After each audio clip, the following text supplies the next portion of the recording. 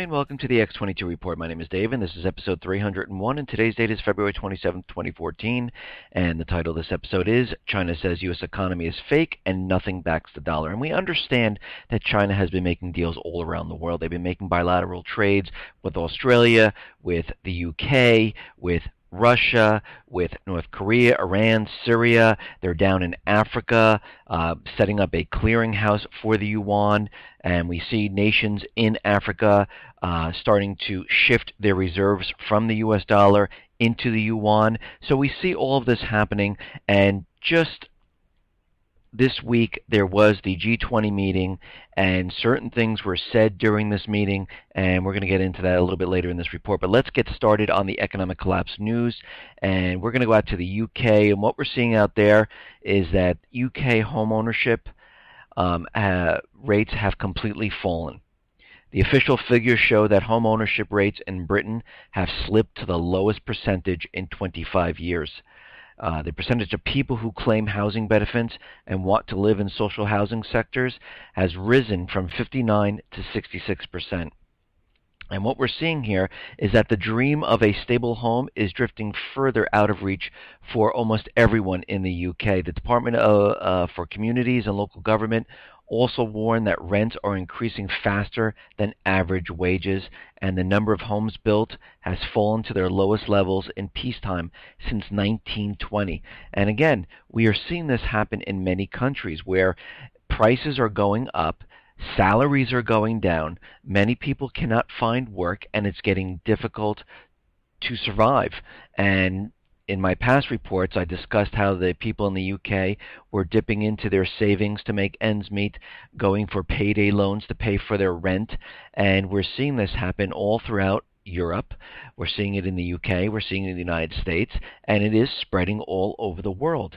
And it is not getting better, it is actually getting worse. And if you really look around, most of the countries are in a recession slash depression at this time. I mean, if you really think about it, unemployment in some of these countries are around 25, 30, 35%, which is a lot more than the actual depression unemployment.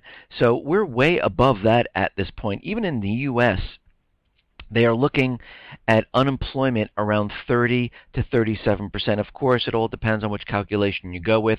If you go with Shadow Stats, which is shadowstats.com, we are approaching the 30% mark of unemployment. If you go with this Wall Street exec who figured out the unemployment, he's saying it's very close to 37%. But we are way up there. But again, you do not see these people standing on bread lines. You don't see them in public. They're taking the homeless people, pushing them away. You need permits like in South Carolina to feed the homeless now, and it is absolutely getting ridiculous because they don't want anyone to see any of this. And they're putting everyone on food stamps, so this way you don't see the soup lines and the bread lines and things like that.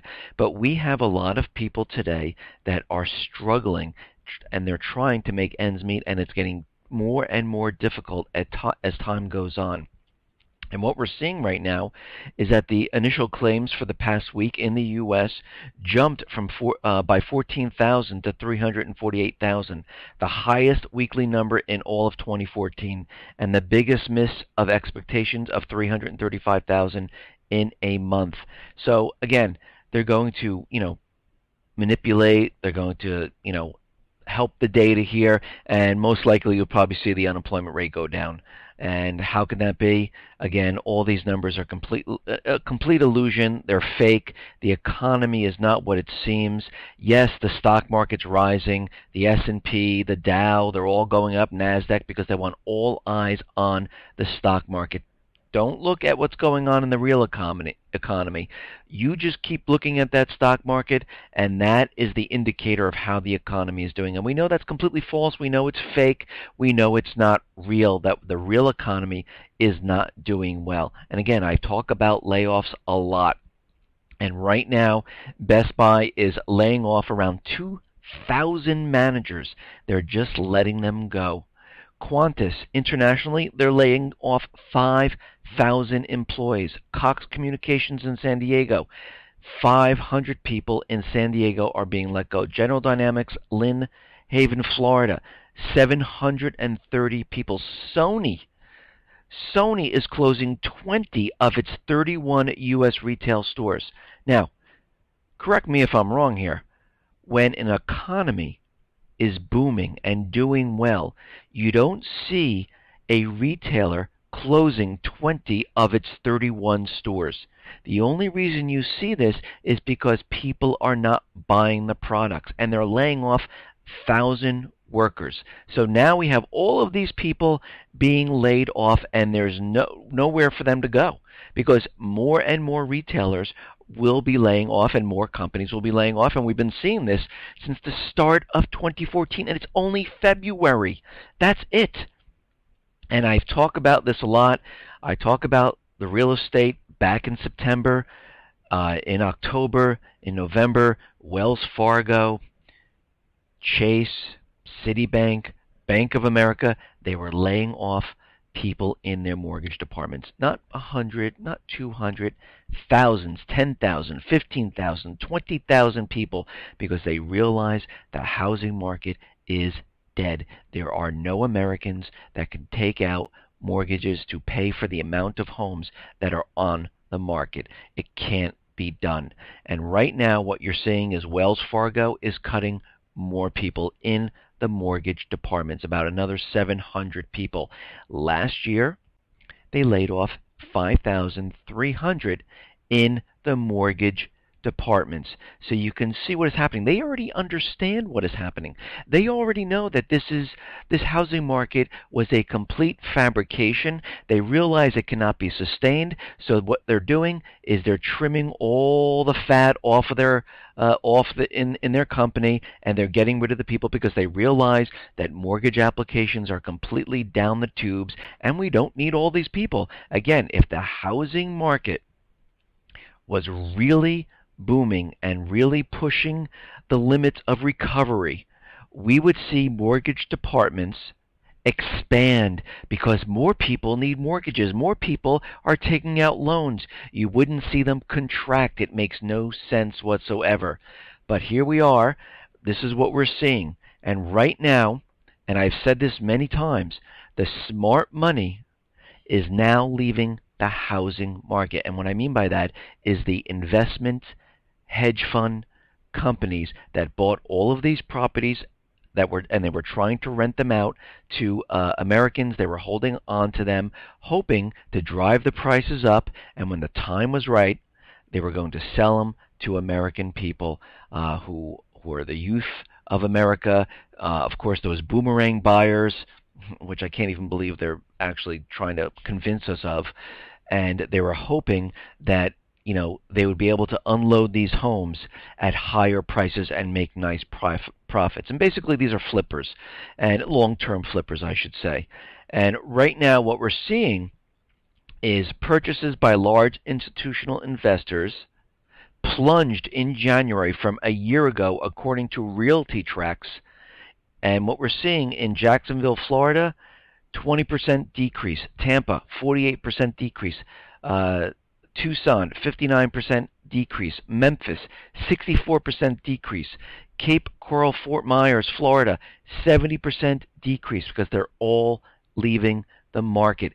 Institutional purchases hit the skids in over 3/4 of the 101 metro areas that Realty Track analyzed. Their share dropping to 5.2% overall from 7.9% in December and from 8.2% in January of 2013. And we can see they are completely getting out of the market, and they are trying to get rid of all of these properties as fast as they possibly can because they realize this housing market cannot be sustained. And this is why you see mortgage applications plunging. This is why you see new home builders. The foot traffic is slowing. This is why you see Wells Fargo, Citibank, Bank of America, all these mortgage companies and mortgage departments laying off thousands upon thousands of people because the housing market is about to collapse.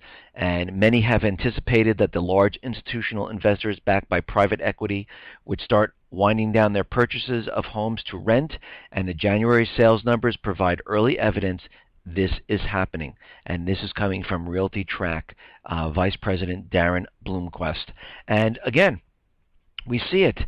And the big question is, who's going to buy all these properties? And what we're going to see is that nobody's going to buy them. And this is why you see foreclosures surging in New York, New Jersey, California, because, again, people have purchased these houses at higher prices. They're getting laid off from their job. I mean, it's a repeat of 2008. Here we are again. It's the same exact thing that is happening, and it's happening right in front of our eyes. We see it. We know what's going on. For those people who bought houses and trying to flip them, you better unload them really fast, because pretty soon you are going to be stuck with these homes. Now, as the title says, China says U.S. economy is fake and nothing backs the dollar. And, China really let the U.S. have it at the G20 meeting.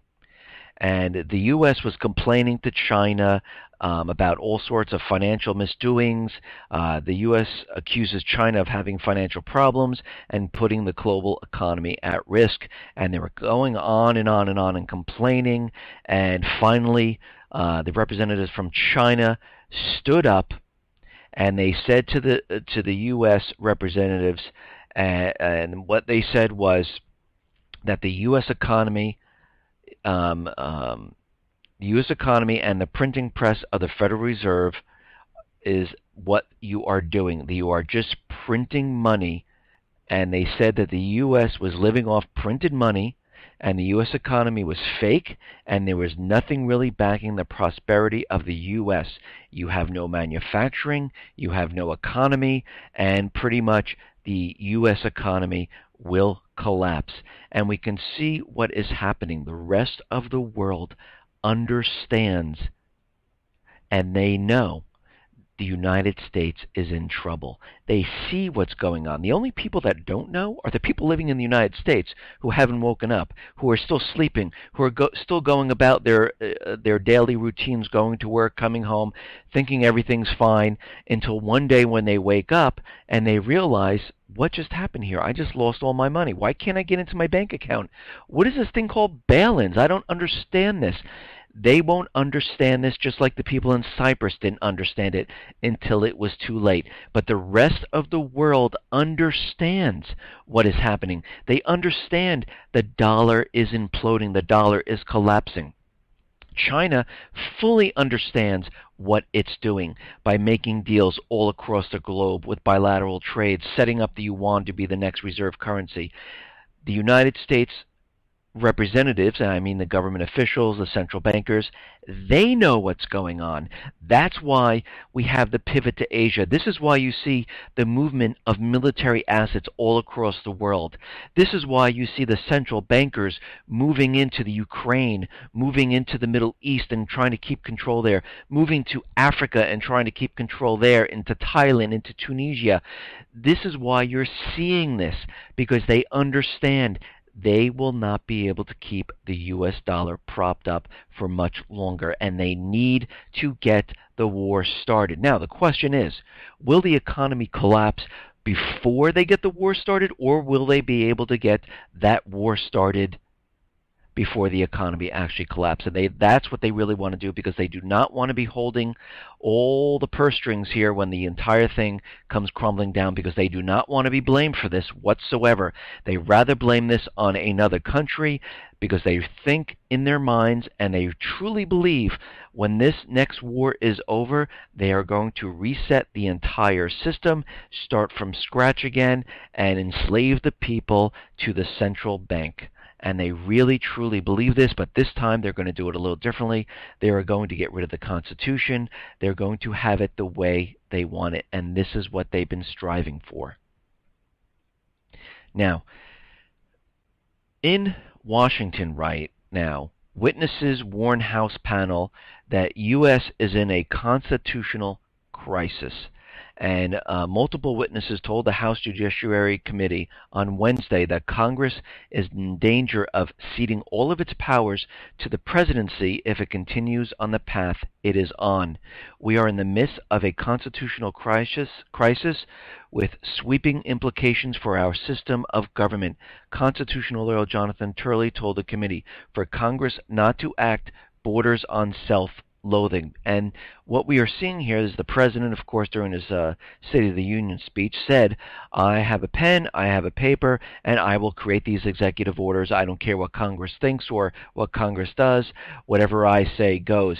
And they're out there right now saying, listen, Congress, if you don't do something, you will lose complete control of everything. The Constitution will go down the tubes, and we will have one person giving orders to everyone. And we see this happening right in front of our faces. So you better do something right now.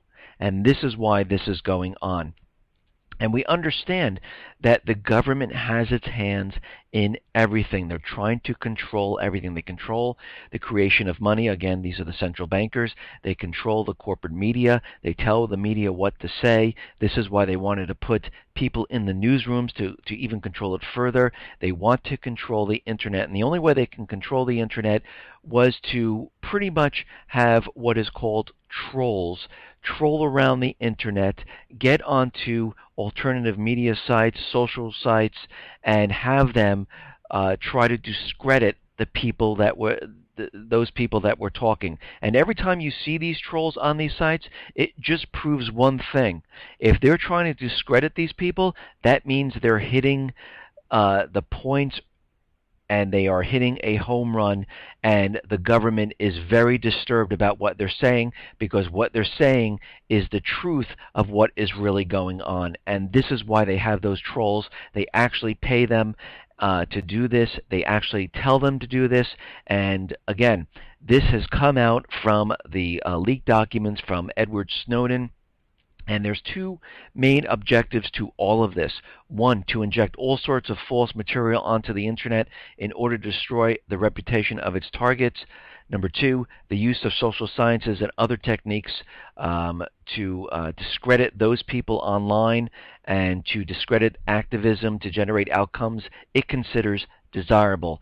And the following list of internet infiltration techniques is as follows. Infiltration operation, ruse operation, set piece operation, false flag operation, false rescue operation, disruption operation, and a sting operation. And again, yes, these trolls or shills are completely real. You can see them all over the place.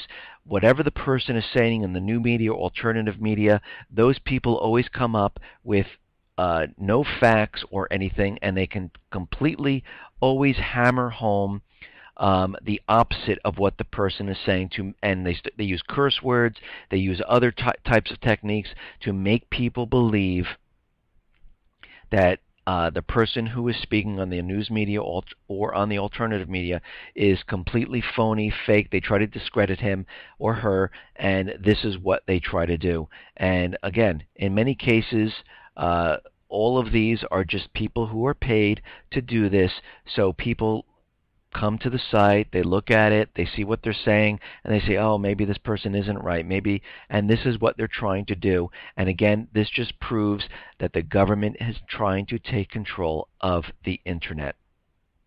Now, in my other reports, I said the NSA and all the other spy agencies around the world, they are spying on every single person. They're spying on people, the everyday person. They're spying on government officials. They're spying on government officials in other countries. And they're doing this for a couple of reasons. One, to track the American people, to create lists, to create social profiles, to understand your movements about and where you are, because they understand when the collapse come, they're going to refer to their list, come and get those people and either execute them right on the spot or bring them to a certain area where they won't cause any more problems. The other reason is to blackmail. They use it to blackmail people. And right now, again, proof that Snowden documents have shown that British and American spy agencies gather and store many millions of images from Yahoo webcam streams, and that a large percentage are naked or pornographic images. And they use this to blackmail Supreme Court judges. They use it to blackmail government officials, to allow them to push their agenda forward. It's almost like Obamacare, the Supreme Court justice saying, no, this is not constitutional, you can't have a tax on it. And all of a sudden, that same judge one day said, you know what? I'll pass it. It is constitutional. And that judge disappeared for about 2 weeks. He just left the country and didn't want anyone. He didn't want to talk to the news reporters or anything, because what really happened was he was blackmailed. And again, all these cases that you're seeing right now from the Supreme Court that are being overturned, you could say they're probably most likely blackmailed because they're trying to push their agenda. Just like the Fourth Amendment ruling that I talked about yesterday, all of a sudden that was overturned, and now this information is coming out that, again, they spy on these people to blackmail them into pushing their agenda and the decisions that they want to have made, and this is why this is being done. Okay, now we understand out in the Ukraine, the whole reason for this was to get the Ukraine on the EU system. And right now, the Ukraine is talking with the EU and IMF, and the top priority is to get the Ukraine on the EU system. Not for the people of the Ukraine, not to have to help the people of the Ukraine, but the top priority is to get the country into more debt. That's the top priority, because this is what they really wanted. And what we're seeing here is that the new Ukrainian authorities are ready to sign an association deal with the EU within 1 to 2 weeks. If the European Union insists that the agreement be signed by the president, a delay is possible until after the presidential election, but if the condition is not set, I believe the government will be prepared to sign the agreement within a week or two. And this is coming from the opposition leader, because you have to understand, the central bankers need this to be signed. They need this to be ready to go. They need the private Western Central Bank to be set up inside the Ukraine. They need to put the country on the debt system, and this is what they are trying to do right now. But they're having a problem. Parts of the Ukraine, the south and the eastern part that border along the Black Sea, are mostly Russian. And right now, Crimea, the parliament in Crimea announced a referendum on independence. And according to the new proposal, it should be up to the Crimean people, the population, to decide whether to expand its autonomy and make choices upon its future. Kiev's new leadership has pledged to keep Ukrainian territorial integrity and warn Russia against interference in its own domestic affairs. Moscow, assuring it will not breach the sovereignty of Ukraine, has nevertheless put 150,000 combat troops on high alert at its Ukrainian border and has expressed readiness to react in case of violence. Now, of course, John Kerry heard about this, and of course the U.S. government, the central bankers, and they said, whoa, whoa, whoa, whoa. John Kerry said, you know what? He said, let me call Sergei Lavrov and let's talk about what is going on. And John Kerry has said to Russian Foreign Minister Lavrov during a telephone conversation he favors a dialogue between Russia and the U.S. in order to stabilize the situation in the Ukraine. Kerry expressed his willingness to cooperate in order to stabilize the situation in the Ukraine. Russia representatives emphasized the importance of fulfilling current agreements, which, again, the opposition, the paid opposition from the U.S. government and the EU, they went back on the agreement. First of all, it concerns the Ukraine's peace deal signed on February 21st. The deal was signed by the Ukrainian president, the opposition, notarized by the foreign ministries of France, Germany, and Poland, and approved by the U.S. And as soon as that was signed, I think it was like 24 hours later, all hell broke loose, and the president of the Ukraine had to escape. The opposition took over, and this deal fell by the wayside. And the Russians are saying, we had a signed deal, you approved it, and all of this went to pot. And we can see what is happening because they're running out of time and they need this on the EU system to spread the debt. But what they're worried about is that the south and eastern part of the Ukraine, which is the production and the strategic location which they really wanted, they can't have that part break off, because then they'll be left with the West, and the West just has debt and there is really no production there, and they really don't want it. They want the entire Ukraine. And of course, they're going after Georgia next, but we're seeing what is happening right now. Now, Russia understands what's happening. They understand the tactics the central bankers use. They understand what is going on, and they are sending two Russian warships.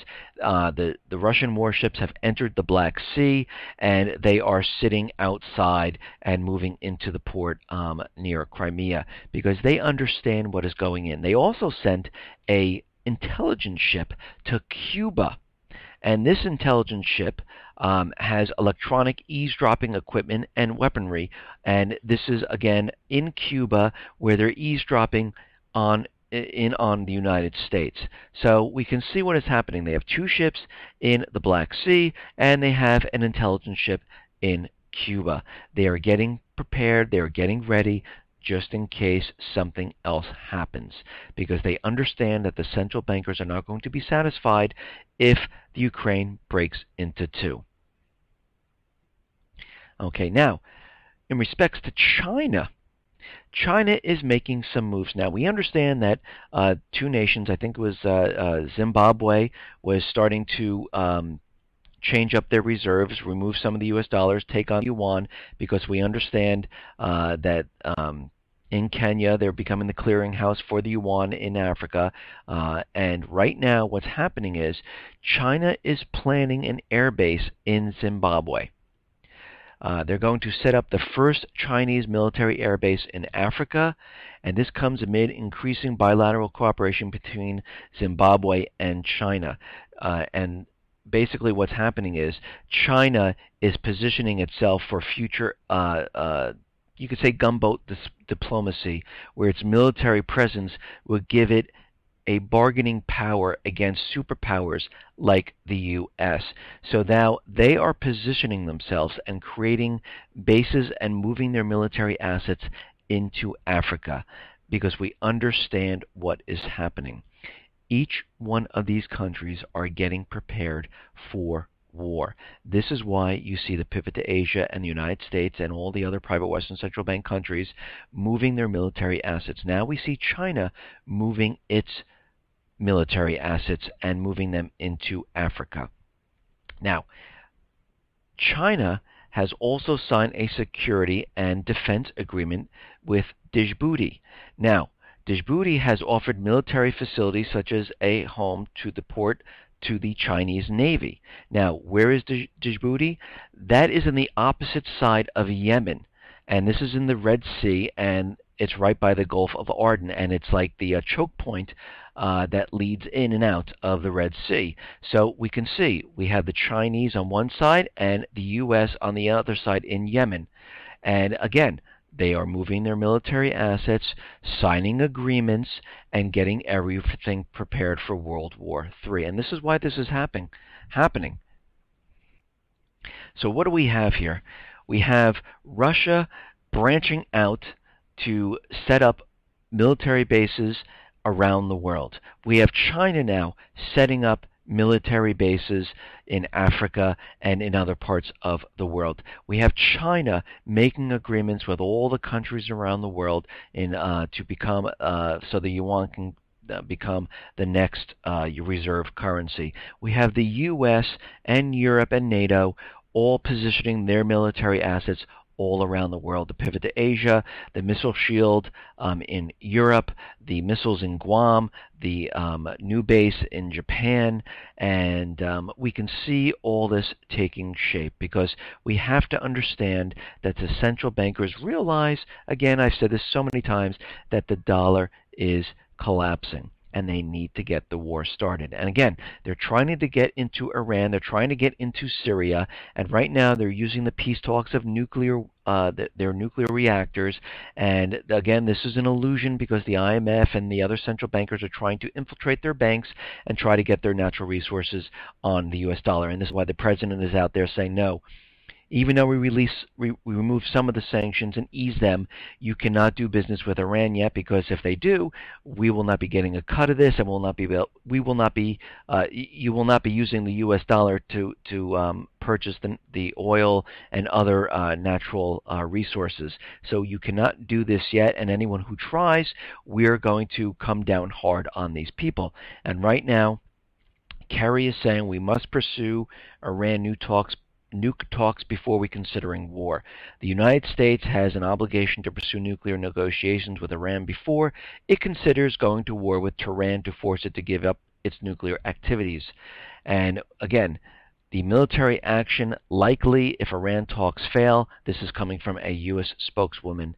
And again, all these options are still on the table. Again, the Senate is trying to come up with new sanctions on Iran. They have a new bill that is created because, again, they are getting prepared and they're getting ready if these talks don't go forth. And we can see that they probably will not. Iran has been saying in the past they don't believe anything's going to happen with these talks. And again, the U.S. is continually adding more and more things to the P5+1 deal that had nothing to do with it. And again, they're probably going to make Iran say, you know what, this is getting out of hand already. You're asking for a lot more than we agreed on, so we're backing out. And of course, the U.S. is going to come out there and say, listen, see, they backed out. They didn't want to do it. So now we have only one alternative, a military strike. And we can see how this is all forming at this point. Now, in the past reports, I've been saying that they want to push some type of cyber legislation, and this is why we've been seeing the buildup of cyber attacks at this point. And right now, officials are pushing for some type of cyber legislation. Cyber attacks are growing and threats from adversaries will continue to evolve. The commander of the U.S. Cyber Command, General Keith Alexander, told the Senate Armed Services Committee on February 27th, those attacks are coming and we are not ready for them, he said. Everyone knows we need significant cyber legislation. Now, all of a sudden, we've been having this ramp up of cyber attacks against Target, Neiman Marcus, Adobe, on the University of Maryland. The Syrian Electronic Army has been hitting other news agencies and Microsoft. And now, all of a sudden, they are pushing hard for cyber legislation. And right now, it goes on to say that everyone knows we need significant cyber legislation. This is coming from Senator John McCain. And again, he added that the country is in grave danger of engaging in a new form of warfare that most don't understand. Now, Panetta is out there, and he's warning of a cyber attack. He's saying that Al-Qaeda remains a menace, growing in places like Somalia and Yemen. The nuclear ambitions of North Korea and Iran support global terrorism are continuing dangers. The chaos in Syria represent risk. Russia is worrisome. But the greatest threat to security in the 21st century comes from the cyber attacks, former Defense Secretary Leon Panetta said Wednesday. We have to be vigilant. We have to be prepared. There are a lot of threats out there, he said. Panetta said industrial espionage is just the start of the problem of cybersecurity. The bigger worry is the development of viruses that can take down whole computer networks. They're looking at our grid. They're looking at our transportation systems. This could destroy the world. And this is what they're saying right now because they are building the propaganda for this incredible false flag that is going to happen, because we have to remember all the pieces are now starting to fit together. They tried this back in 2013. It didn't work. This time they know better. This time they are actually going to do it. And of course, Jay Johnson is out there, and again, he's the head of DHS now, and Homeland Security. Jay Johnson on Wednesday warned that the Boston Marathon bombing may be a sign of things to come as the U.S. attempts to defend itself from terrorist attacks. And he's going on to say that, these threats are harder to detect. He's also concerned about those who are self-radicalized, and also those so-called lone wolves. And we talked about this a lot. And if you haven't heard any of this and you're new to my reports, just go back a couple of reports. I talk about this a lot about what a lone wolf is. And he went on to say, I think the terrorist threat is becoming more diffuse, and he is saying that that we need to do something at this point. And Committee Chairman Michael McCall noted the events in Syria are now threatening to become issues for us at home. So they are building this entire propaganda up for the false flag. They're already telling us there's going to be some type of cyber attack because they're looking at our power grid. They're looking at our water treatment, and we can see they've been playing and playing this up, and we are getting very close because we have to understand the elections for Syria are coming up in mid-2014. The Fed has said they're going to be finished with the tapering by mid-2014 because they are tapering right now to show that the economy is recovering. They need to show everyone that it wasn't them. And when another country strikes the United States and the economy falls, and this is why the stock exchange, the NASDAQ, and the BAT system all have a kill switch. And again, NASDAQ is getting theirs by March 1st. So we can see the time frame and how everything is being worked out. And March 1st is the end of this week. So we can see what is happening. They are getting prepared because they understand, and they understand that the world sees that the dollar, because the dollar is imploding on itself. I mean, you can see that China is out there, and they stood up right in front of the United States and said, listen, we know you're collapsing. We know. And this is why everyone has been positioning all their military assets all around the world. Listen, everyone, thanks a lot for listening. Be well, be safe, and especially be prepared. Thanks a lot.